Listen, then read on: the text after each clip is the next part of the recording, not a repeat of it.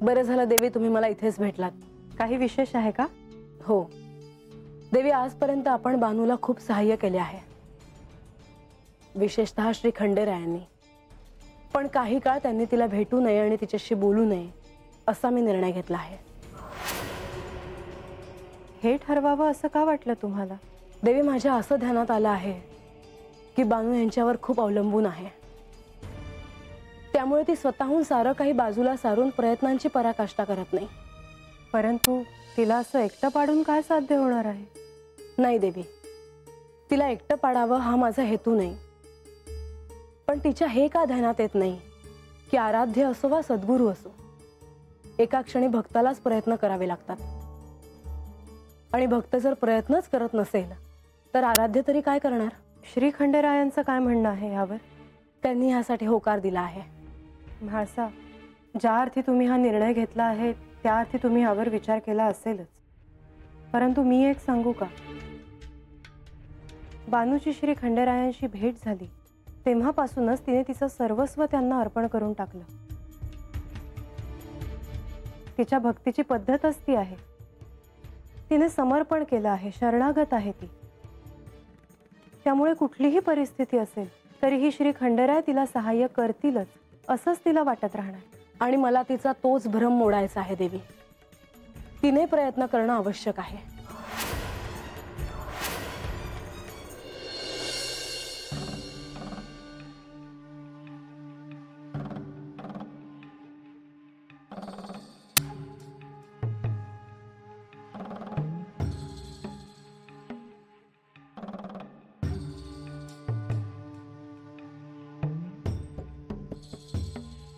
मी काल जे सांगितलं ते तुमच्या स्मरणात आहे ना?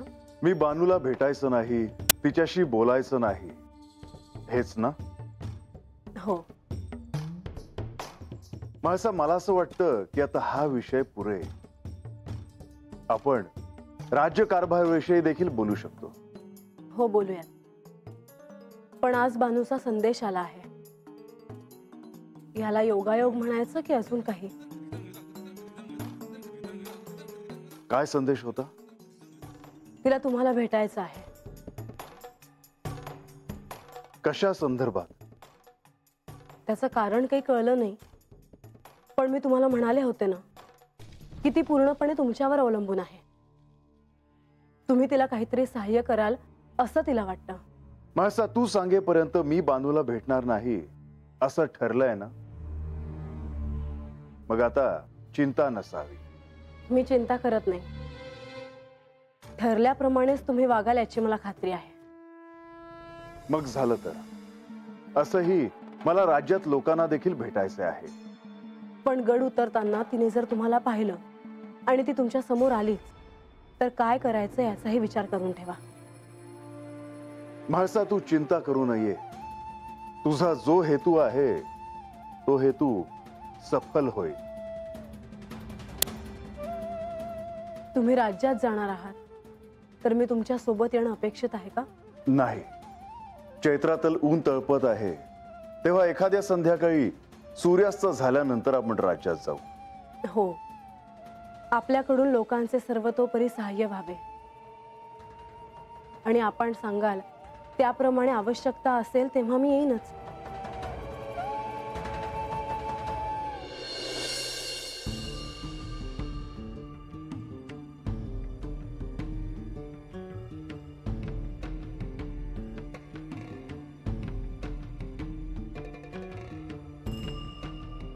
देवा, समजी तयारी झालेली आहे।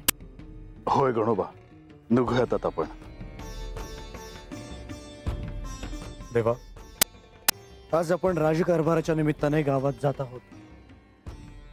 गावातल्या लोकांना तुम्हाला भेटून प्रसन्नच वाटेल। होय माधवा, माधवा, माझ्या राज्यातील माझ्या प्रजेला कोणत्याही समस्येला सामोरे जावे लागू नये हाच माझा हेतू आहे। कोणत्याही प्रशासकाच्या दृष्टीने हा मुद्दा अग्रेसर असणार, त्यातून आपण तर भक्तवत्सल आहात, त्यामुळे तुमच्या भक्तांना, प्रजेला कधी कोणत्याही समस्येला सामोरं जावं लागणार नाही। माधवा, आता या चैत्र मासातील उष्ण्याच्या कालावधीला सुरुवात होणार आहे। तेव्हा राज्यातील केवळ माणसांनाच नव्हे तर पशूंना देखील यासाठी सिद्ध व्हावे लागणार आहे. हो, तसेच आपल्याला पाण्याच्या प्रश्नावरही चर्चा करायची आहे. आज आपली भेट ही राज्यकारभाराच्या दृष्टीने अत्यंत महत्वाची ठरणार आहे. देवा, तुम्हाला अजून एक विचारावं असं म्हणत आहे. माधवा, आपल्याला या औपचारिकतेची काय आवश्यकता आहे? आपल्या मनात जे आहे ते आपण मला स्पष्टपणे विचारावे. श्री म्हाळसा देवींनी सांगितल्याप्रमाणे तुम्हाला बाणाईला भेटता येणार नाही. आपण गावात जात आहोत आणि गडाच्या पायथ्याशीच बाणाईचा वाडा आहे. होय माधवा. आपण जात असताना बाणाईची आणि तुमची भेट झाली तर काय करणार? माधवा, मी म्हाळसेला सांगितल्याप्रमाणे मी बानूला भेटणार नाही. म्हाळसेच्या दृष्टीने बानूने स्वतः संघर्षासाठी काही धडपड करावी आणि ह्यासाठीच मी हे करत आहे. तरीही बाणाई स्वतःहून आपली भेट घेण्याकरता आली तर काय करणार आहात आपण देवा? तर आपण तिची भेट घ्यायची नाही. किमान मी तरी बानूला भेटणार नाही.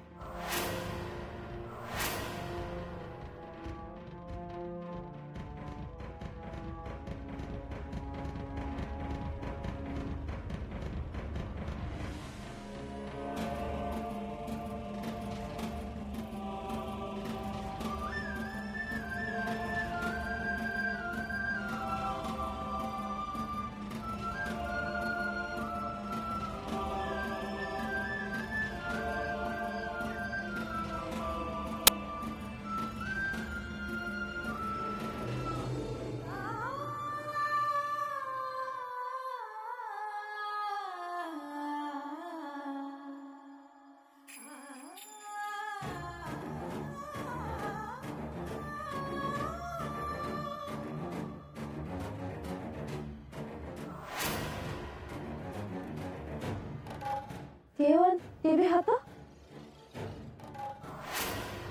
देवा, बाणाई तिच्या वाड्याच्या दारापाशी येऊन उभी आहे. देव हाताने येता कुठं निघाला आहे ती? त्याशी जाऊन भेटावं का? माझा सांगावं मिळाला असेल का? कसं ठाव होणार? मला देवाशी जाऊन भेटायलाच हो.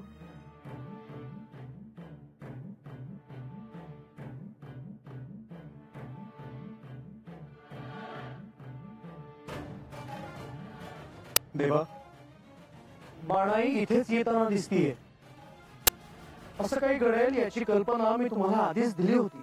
माधवा, हे जरी खरं असलं तरी मी बानूला भेटणार नाही ही वस्तुस्थिती आहे. देवा, बाणाईला आपली भेट घेता येणार नाही याची कल्पना द्यायला हवी. तुम्ही पुढे व्हा. थांबा. गणोबा, तू होय बरोबर मी आलो.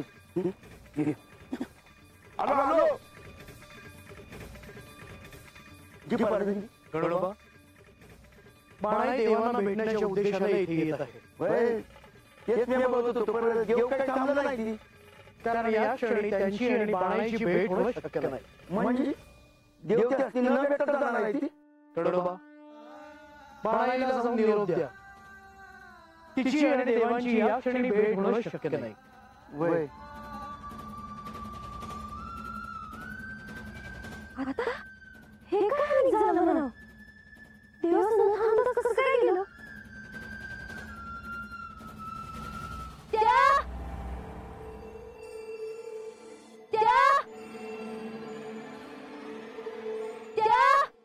बाणाई, गणोबा, देव कुठं चालला आहे ती? देव गावामध्ये चालला आहे ती.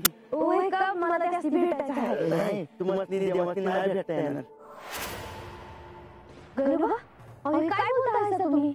मी देवाची का नाही भेटायचं? हे बघा, तुम्ही रागवा नका त्याची, पर देव तुम्हाला नाही भेटणार आता. पण देव मला का नाही भेटणार? मी असं सांगावं म्हणलं होतं गडावर.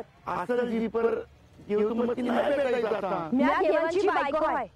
त्यासनी भेटण्यापासून मला कोण अडवतं मी आधी बघते. बरं नाही मी आता तुमच्या पाया पडतो. हात जोडतो बरं. असं करू नका काकी. कर बाबा मागं बा माझी वाट सोडा. मला देवाची भेटायचं मी त्यासनी भेटणारच. त्या त्या त्या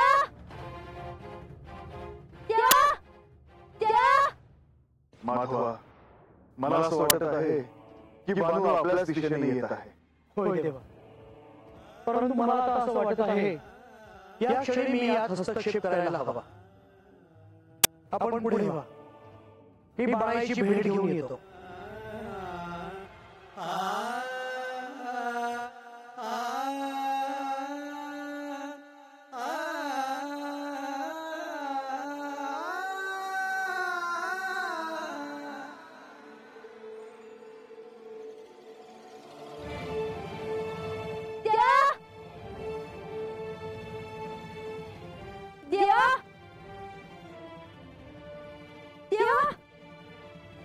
थांब बाणाई, पुढे जाऊ नकोस. प्रधानजी, अहो तुम्ही तरी असं करू नका. मला देवाची भेटायचं आहे. देव तुला आता भेटू इच्छित नाही. मला देवांसंग बोलायचं आहे. देव तुला आता भेटू इच्छित नाही. पण का असं काय केलं आहे ना? या तुझी काही चूक नाही, परंतु ही भेट होणार नाही ही वस्तुस्थिती आहे आणि याचा तुला स्वीकार करायला हवा. अहो पण मला देवांसंग जरा बोलायचं आहे. तसं सांगावं की धाडलं होतं मी मैदानावर. असे नाही, परंतु देव तुला भेटणार नाही.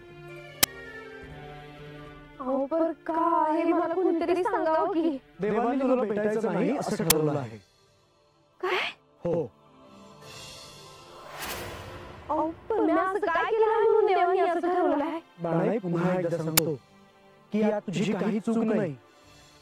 हा त्यांचा निर्णय आहे. अहो पण असं किती दिसतं ना जी. ते मी तुला कसं सांगू. देव कदाचित तुझ्याशी उद्याही बोलतील किंवा कदाचित अजून काही काळ लोटू शकेल. हे बघ, या निर्णयाचा तू स्वीकार करणंच इष्ट ठरेल. मला तर आता काय कळण झालंय. मी आता काय करून काय झालं आहे बघ. मला सांग, गडावर देवांसाठी तू कोणता रूप पाठवला होतास? का मला त्यांच्यासोबत बोलायचं आहे म्हणून. असं असेल तर तुला अजून काही प्रतीक्षा करावी लागेल. पण माझी काय चूक नसताना. हो, कारण परिस्थिती तशी आहे. प्रधानजी, अहो एकदा तरी मला देवांसंग बोलू द्या. भेटू द्या त्यासनी. बाणाई, नको त्या गोष्टींचा आग्रह धरू नकोस. हे होणं शक्य नाही. देव तुला भेटणार नाहीत आणि हा विचार तू मनातून काढून टाक. येतो मी.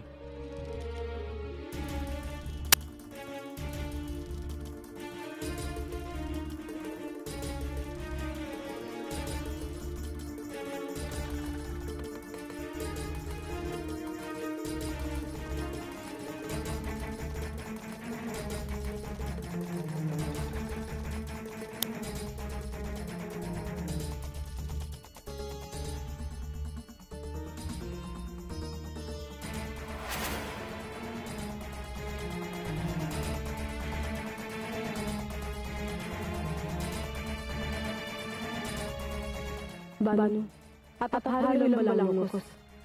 मी तुझ्यासाठी सगळ्यांपासून लपवलं आहे की मला सत्य प्राप्त झालं आहे. आता तुला ही स्वतःविषयी ज्ञात व्हायला हवं.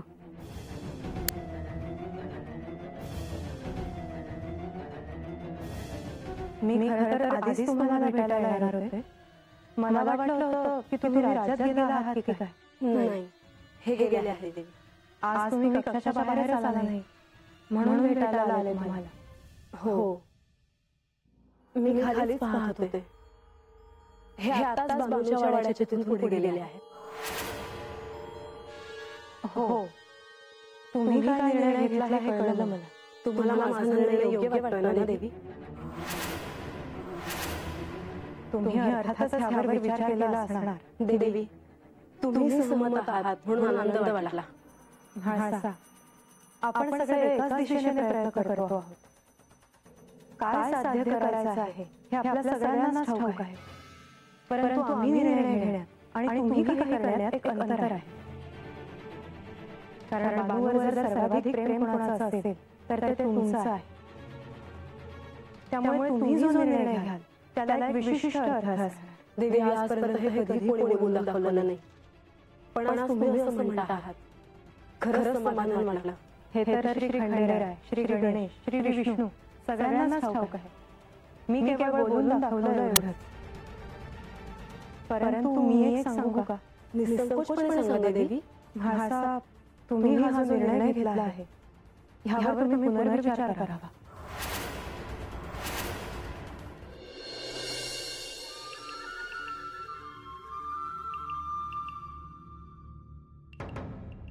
हे बानू,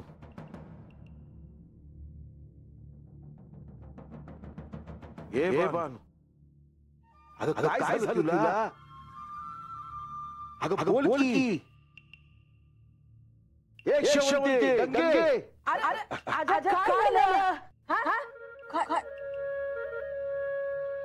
अगं बानू, काय झालं?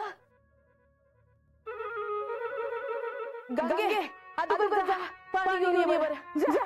अगं ये बानू, अगं शांत कशी बसली आहेस तू? मला एकलीला राहू दे रे. असा मी एकलीला बरं सोडू तुला? अगोदर पाणी घे बाई.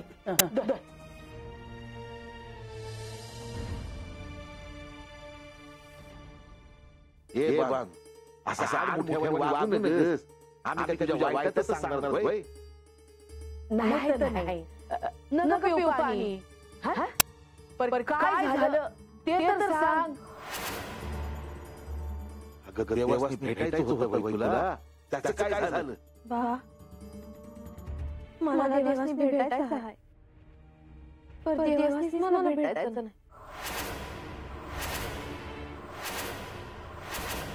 देवासनी तुला भेटायचं नाही? होय. अगं का? ते मला नाही ठाऊक मावशी. मी देवासनी हात जाताना बघितलं, म्हणून मी त्यांच्या मागे गेले. त्यासनी हाका मारल्या, पण देव नाही थांबले.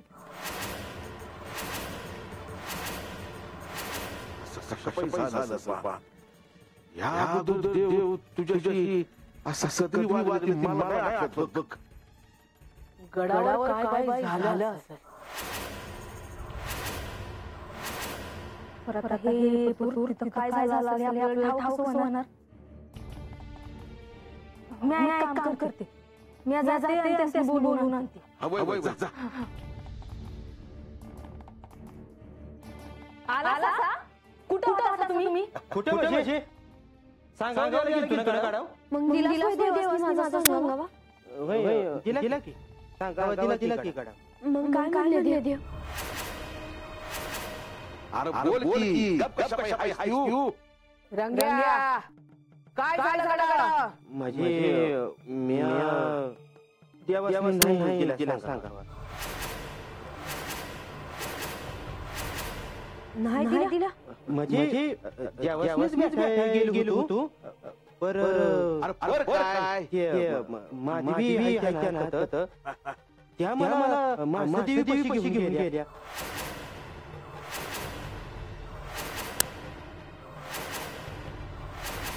अरे म्हणजे मी देवासनी सांगावा दिला तुला तू माणसाला दिलास व्हय? तरी मी म्हणलं देव बानूसंग कशाला वागत्या? देव म्हणजे देव आलं होतं का? नाही, ते बाहेर जाताना दिसलं बाईसनी. आणि काय? आता देव मला भेटणार नाही. देव असं म्हणलं.